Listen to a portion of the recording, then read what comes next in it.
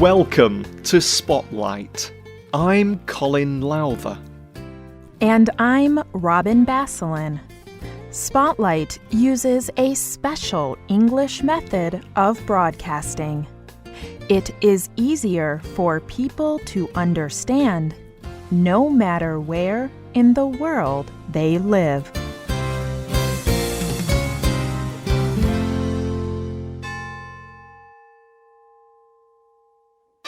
The sound of bells. People use bells for many different things. Bells in city clocks tell time. Bells on farm animals like cows or goats help a farmer find the animal.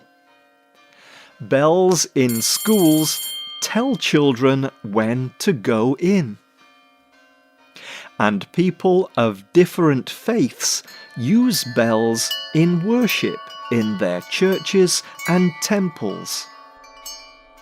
People also use bells to mark special events. In some Christian churches, large bells ring when people get married. This is a happy sound. Several bells play together. When someone dies, it is different. A single bell sounds very slowly. It is a serious, sad sound. In the United Kingdom, people have special bell-ringing events. Hundreds or even thousands of people ring bells together. Today's spotlight is on some of these very large bell-ringing events.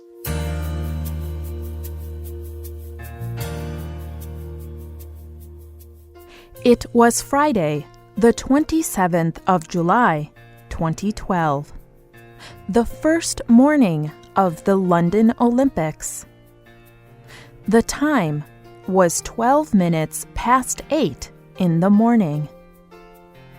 Thousands of people in all parts of the United Kingdom were ready to take part in a special event.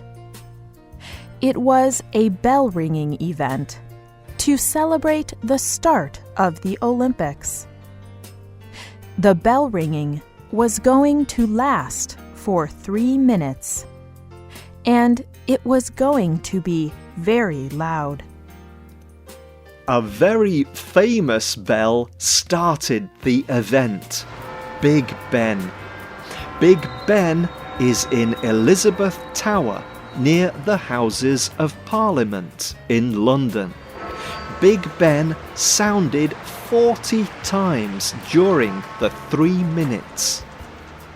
While Big Ben rang, everyone else rang their bells too. All over the country, people rang bells. People used many different kinds of bell. There were clock bells, church bells, doorbells, animal bells, handbells, and fire bells. There were even Tibetan singing bells and Swiss cowbells. But everyone rang their bells as loudly and quickly as possible. The idea for this mass bell ringing came from the artist Martin Creed. He wanted everyone in the country to share in the Olympic Games. Most people could not attend the games in person, but anyone could ring a bell and join in the fun. He told the BBC, "It is a piece of music for a special event." Creed also hoped to set a new world record. A record for the largest number of bells rung at the same time. But this was not possible. No one could count all the individual bells that rang during the special event. But we do know that thousands of people and organizations took part in the event. And they were not just in the United Kingdom. Ships at sea sounded their bells. British embassies in many countries rang bells. Even scientists at the British Antarctic Survey found a way to join in. They were at the bottom of the world, in Antarctica. They did not have anything at all like a bell. So they hit their cooking pots and pans to make a loud and happy noise. Everyone wanted to experience the celebration together.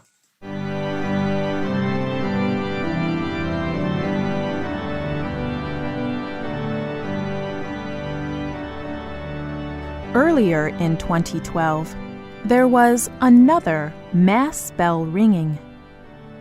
It was to celebrate the Diamond Jubilee of Queen Elizabeth II. Queen Elizabeth had reigned for 60 years. 8 new bells were made especially for the celebration. Each bell was given the name of a member of the Queen's family. The largest bell was called Elizabeth. A large boat carried the 8 bells.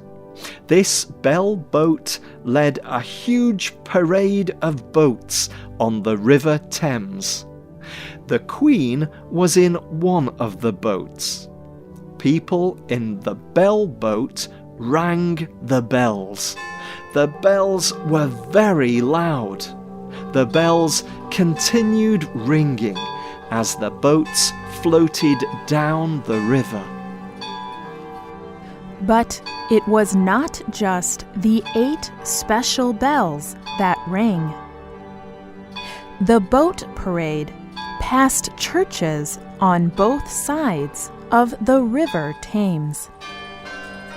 People rang the bells in these churches as the boat parade passed. And at the same time, people rang church bells all over the country. They all celebrated the Queen's long reign.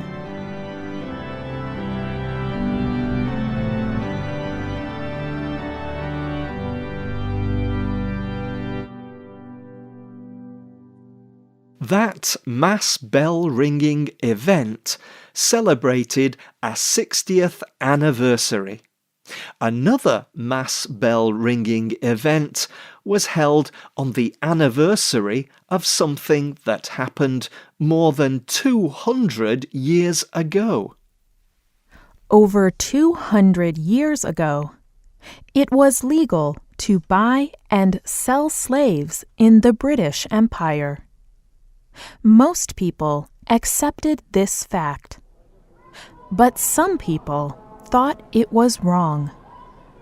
This group included writers, government leaders, religious leaders, and normal citizens. But it took many years of hard work to change the law. Protesters gathered information about the terrible conditions slaves experienced.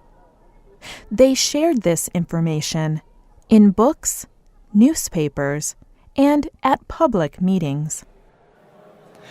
People were shocked when they heard about the suffering of the slaves.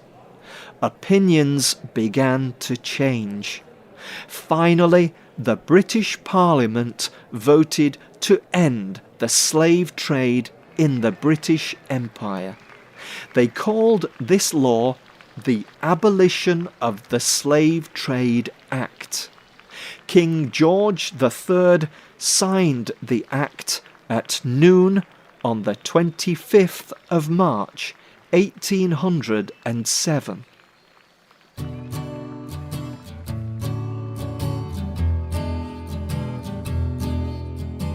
Exactly 200 years later, a mass bell-ringing event celebrated this law. At noon, on the 25th of March, 2007, many people rang bells in towns and cities across the United Kingdom and in many other countries. In the city of Bristol, people rang bells for 3 hours. Individual people rang many different kinds of bells too. They did it to remember the struggle to end the slave trade. But this mass bell-ringing event had another purpose too. It was a call to change things that are still wrong in the world. The Bishop of Bristol told the BBC, "It is a good time to ring the bells. It is to remember past wrongs. It is also to call for action. Unequal and unfair things still exist, both in our own communities and all over the world." Have you ever rung a bell? Was it for a special event? Share your experiences on our website, www.radioenglish.net.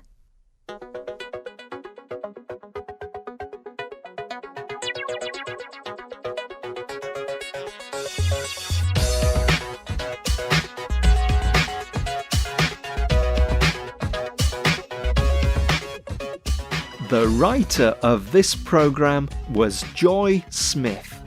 The producer was Luke Haley. The voices you heard were from the United Kingdom and the United States. All quotes were adapted for this program and voiced by Spotlight. You can listen to this program again and read it on the internet at www.radioenglish.net. This program is called Ring Those Bells.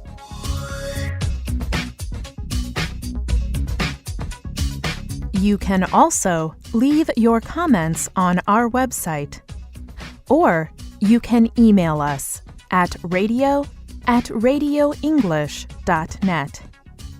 You can also find us on Facebook. Just search for Spotlight Radio. We hope you will join us again for the next Spotlight program. Goodbye.